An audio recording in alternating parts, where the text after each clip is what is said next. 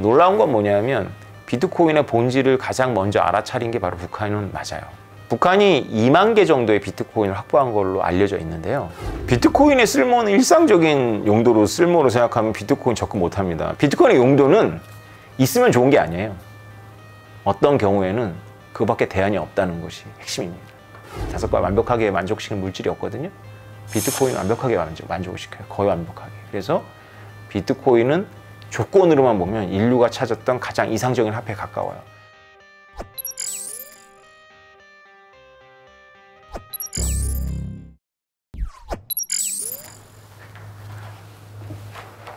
안녕하세요. 저는 오태민입니다. 2014년도에 비트코인을 우연히 발견하고 그 이후로 비트코인 관련해서 강의하고 글 쓰고 프로젝트를 진행하고 있습니다. 만나 뵙게서 반갑습니다.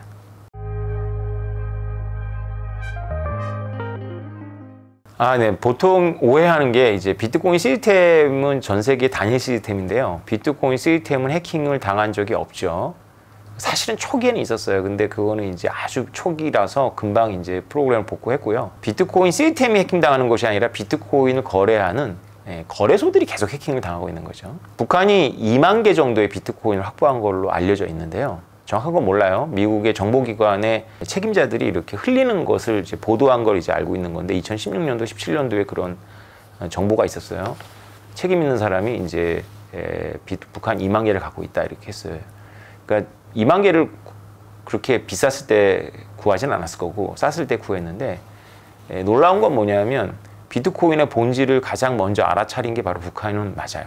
우리나라는 뛰어난 인재가 어디로 가냐면 의대를 가고 거기서 더 뛰어나면 피부과나 성형외과를 가잖아요. 제가 생각하기에 북한에도 분명히 인재들이 많을 거고 우리 한국 핏줄이니까 다 어디로 보내냐면 핵미사일 관련하거나 아니면 해킹 하는 데 보내는 것 같아요. 그래서 북한의 해킹 능력은 세계 최고입니다. 미국이 디지털 머니로 빨리 전환하려는 이유 중에 하나가 북한이 베테랑 위패 감별사들도 구별하지 못하는 달러 위패를 만들어내요. 그건 북한이 비트코인을 발견하고 열심히 모았죠. 거래소를 해킹한다거나 기억나시겠지만 이제 은행이나 혹은 학교, 병원 같은 데 서버를 마비시키고 비트코인을 주면 풀어주겠다라고 했던 그룹들이 있어요. 랜섬웨어라고 하는데 그 뒤에 전부 북한의 해킹 그룹이 있었던 걸로 알려져 있어요. 그런 식으로 이제 모은 겁니다. 그거 말고 이제 보안이 허술한 알트코인들이 있어요. 그런 것들이 이제 잔뜩 해킹을 했죠.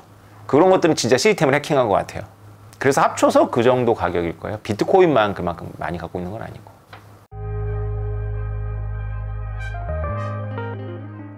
비트코인의 쓸모는 일상적인 용도로 쓸모로 생각하면 비트코인 접근 못합니다. 비트코인은 2014년도에 제가 책을 썼거든요. 비트코인 강했다라는 책을. 그 책에는 그림이 많이 들어가요. 그 그림 작가하고 같이 작업을 했어요. 그분은 아무것도 모르세요. 근데 저하고 한 보름 동안 내용에 맞는 그림을 그려야 되니까 제가 옆에서 계속 했는데 끝까지 비트코인 안 사겠다는 거예요. 그래서 내가 마지막에 끝나면서 그 당시에 시리아 내전 상태였거든요. 그래서 시리아가 내전이니까 난민들이 막 지중해로 그냥 배 타고 배 자체가 막 가라앉고 막 그랬어요. 그때 제가 그랬어요.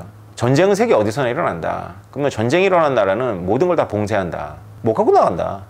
폭탄 사야 되기 때문에. 뭐 갖고 나갈래? 가족은 내보내야 될 거 아니냐. 비트코인밖에 답 없다. 그랬더니 이분이 샀어요, 비트코인을. 아직까지 가지고 계십니다. 그 당시 50만 원, 60만 원이었으니까 다른 걸로는 안 흔들렸는데 이해를 못 하는데 그 말에 흔들리더라고요. 그게 증명이 됐죠.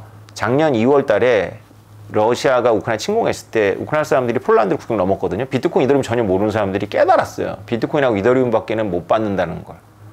해외에 있는 친척한테 뭘 받고 싶은데 다른 건 전달이 안 돼요. 왜냐하면 우리나라도 마찬가지인데요.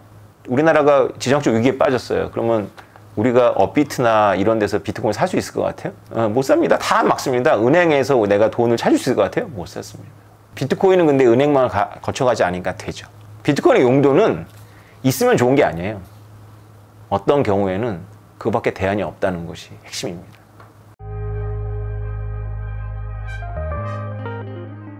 우리가 경제학자들한테 화폐의 조건에 대해서 물어보잖아요. 일단 썩지 않아야 되겠죠. 쌀이나 이런 것들이 비교적 화폐에 가깝지만 생선이나 야채, 고기는 화폐가 안 되죠. 두 번째가 가벼워야 되겠죠. 쌀이 어려운 이유예요. 쌀은 가치에 비해서 엄청 무겁잖아요. 아파트를 쌀로 산다고 생각해 보세요. 옛날엔 그랬다는 거 아닙니까? 그죠? 예, 우리나라 그 선교사들이 쓴 기록에 의하면 초가집을 하나 사는데 엽전을 구리로 그 당시는 실물 무게로 가치를 따졌나 봐요. 머슴이 하루 종일 옮긴답니다. 세 번째는 분할이 가능해야 됩니다. 그러니까 잔돈으로 분할이 돼야 돼 있잖아요. 그러니까 이 얘기는 뭐냐면 약간 이제 어려운 이야기인데 대체 가능성하고 또 통하는데 이게 합쳐야지만 가치를 갖는 게 있어요. 예를 들면 집 같은 거죠. 집을 분할해서 화폐를 쓸 수가 없잖아요. 반분하면 반의 가치가 있는 것이 아니라 가치가 없어지는 것들이 있어요. 분할이 돼도 그 성격 유지해야 되죠. 그러니까 위스키 같은 게 그렇습니다. 담배 같은 게. 분할되면 그 분할된 만큼의 가치를 갖죠. 근데 위스키는 무거워요. 그래서 담배가 좋죠. 우리가 신사임당 5만 원짜리가 구겨져도 세뱃돈으로 받은 새 거하고 바꿔주잖아요. 이게 대체 가능해야 되거든요. 근데 이런 물질이 별로 없어요. 마지막으로 희소해야 돼요. 희소라는 거는 상대적인 개념인데 가치가 올라간다고 해서 공급량이 늘어나면 안 돼요. 공급 탄력성이라고 그러는데 이 5가지를 완벽하게 만족시키는 물질이 있는지 잘 생각해 보세요. 없어요. 5가지 완벽하게 만족시키는 물질이 없거든요. 비트코인은 완벽하게 만족을 시켜요. 거의 완벽하게. 그래서 비트코인은 조건으로만 보면 인류가 찾았던 가장 이상적인 화폐에 가까워요. 근데 사람들의 눈에는 요동치는 가격이 보이니까 제가 2014년부터 이 얘기를 했는데 저를 미친 사람 취급을 한 거예요. 제 주변 사람들이. 근데 너무 얘기를 해주고 싶은 거예요. 직관을 따르지 말고 제발 이론을 좀 따라가 봐. 이론에 의하면 그래요. 반론을 저는 못 들어봤어요. 비트코인이 5가지를 충족시키는 거에 대한 반론이 책임 있는 학자들이 한 적이 없어요. 왜냐면 그들도 알아요. 들여다보면. 비트코인이 만약에 없어질 것이 아니라면 정부가 막을 수 있다면 비트코인은 내일이라도 제로가 되는 거예요. 정부가 막을 수 없는 게 진짜 맞다면 비트코인은 인류가 찾던 가장 이상적인 화폐에 가깝습니다.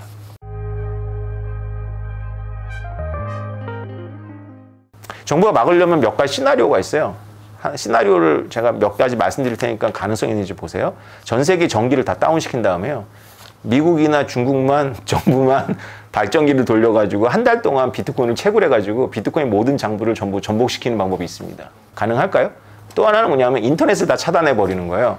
인터넷 다 차단해버리고 비트코인 노드를 가진 사람을 수배를 내려가지고 그 장부를 회수하고 보고 안 한 사람들 신고하게 한 다음에 저 같은 사람 잡아가서 감옥에 가두는 거죠. 또 하나는 뭐냐면요. 전 세계 모든 정부가 협력을 해가지고 비트코인 채굴자들을 파악을 해놔요. 그래놓고 동시에 습격을 하는 거예요. 그래서 비트코인 채굴하는 업자들을 전부 손들어 한 다음에 그 기계를 뺏어가지고 정부가 그걸 독점해가지고 계속 채굴을 해가지고 역산을 해가지고 비트코인의 그동안에 채굴됐던 거 다 망가뜨리는 거죠. 그럴 수 있습니다. 그 시간이 그건 더 걸려요. 차라리 화끈한 거는 전기 다 차단하고 한 달 동안 정부만 채굴하는 게 더 빠를 수도 있을 것 같아요. 이 3가지 다 가능하게 느껴지시나요? 예, 제가 생각한 방법은 이 3가지 외에는 거의 없어요.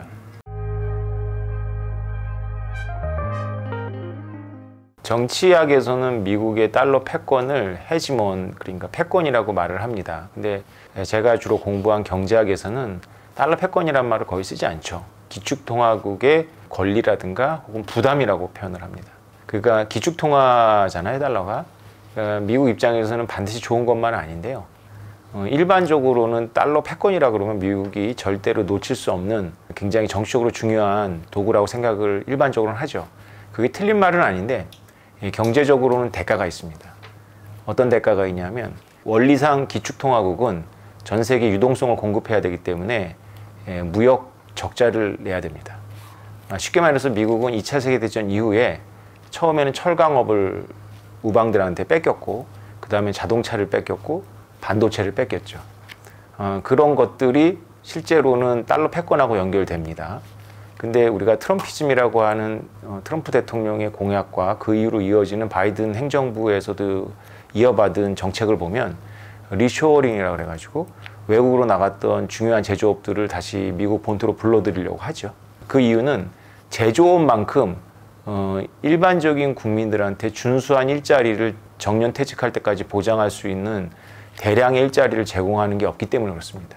그래서 서독하고 일본이 미국에 대해서 무역 흑자를 낼 때도 미국이 기축통화 부담을 좀 같이 지자라고 했을 때 일본하고 서독이 거부를 했어요. 왜 그러냐면 일본하고 서독은 기본적으로 평등지향적인 시장 경제를 추구하기 때문에 하이테크보다는 제조업을 놓칠 수가 없었던 거죠. 그래서 무역 흑자를 계속 내야 되기 때문에 기축통화국에 부담을 짓지 않았던 거죠. 그래서 우리가 여기서 오해를 하면 안 되는 게 제가 미국의 달러 패권이 위기다라고 얘기를 했더니 달러 가격이 떨어지는가 이렇게 바로 그렇게 유튜버들이 그런 식으로 이제 썸네일을 만들더라고요. 그건 오해가 있어요. 오히려 달러는 부족해집니다. 유동성이 공급이 안 되니까. 그러면 달러 가격은 더 올라갈 수도 있죠. 장기적으로는 달러가 패권이 진짜로 끝난다면, 그러니까 미국에서 이제 어떤 정치적 격변이 있어서 우리가 더 이상 세계 경찰을 하지 말자, 고립주의라고 하거든요. 그런 식으로 완전히 되면 달러가 순간적으로 이제 올라갔다가 그리고 전 세계가 무역 통화 시스템에서 달러 말고 다른 대안을 찾겠죠. 그럼 달러가 누려왔던 특수한 지위도 상실돼 가겠죠. 거기까지 가느냐 안 가느냐는 이제 가까운 미래에 일어날 일들은 아니지만 그럴 수 있다는 가능성을 염두에 두고 이제 국제 정세를 이제 읽어봐야 되는 거거든요.